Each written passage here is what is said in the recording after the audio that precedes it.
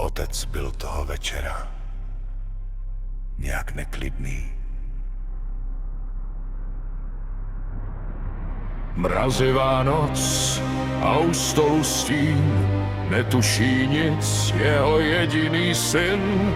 V posteli matka už klidně spí, nikdo z nich netuší, co otec ví. Sekeru zvedá, první šel k ní, tichý dům protnulo zakřičení.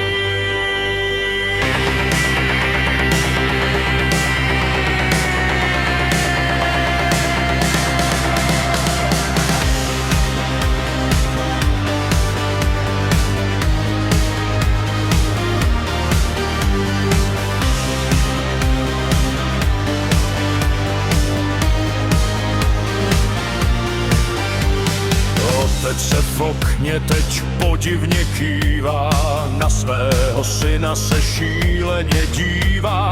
Napij se, kluku, a do vody skoč, roztočil s ním tento krvavý kolotoč. Dům on pak zapálil, plameny jdou, šílenství vyhrálo nad rodinou.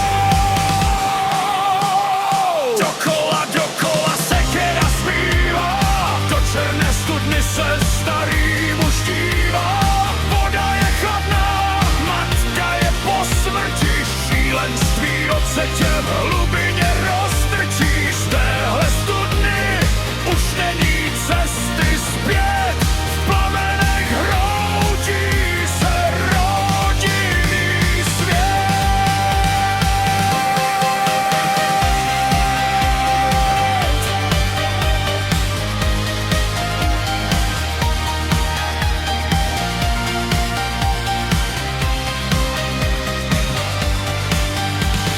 Syn padá do vody, bojuje s tmou, otec tam nahoře mává rukou. Okovy vody a hluboký sráz, z tátova pohledu mrazil mě mráz. Zakruka se chytla slizkého kamene, přežil jsem šílenství, unikl z plamene.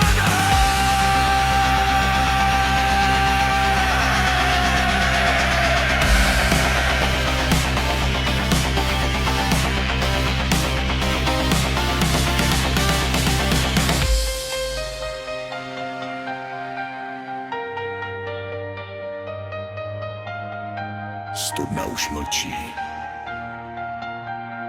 a pravdu skryla tma.